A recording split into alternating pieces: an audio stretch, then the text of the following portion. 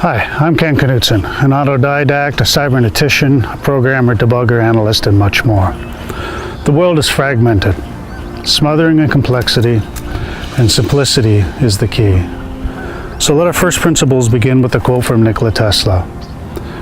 If you seek the answers of the universe, then think in terms of energy, frequency, and vibration. Next, we join Cantor's set theory and Mushrombrook's Leyden jar.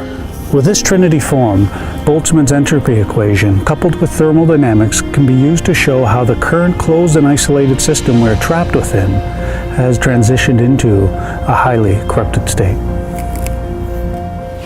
Finally, by taking Plato's allegory of a cave and Itzhak Bentov's teachings on the conscious evolution of mankind, we can take the system based on first principles and finally invite Gödel's incompleteness theorem into our circle. All this, without all the dramatic narratives that people like to create, clearly demonstrates that the next step at a global scale is very simple.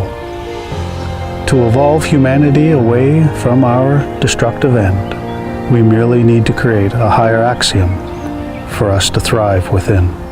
Thank you.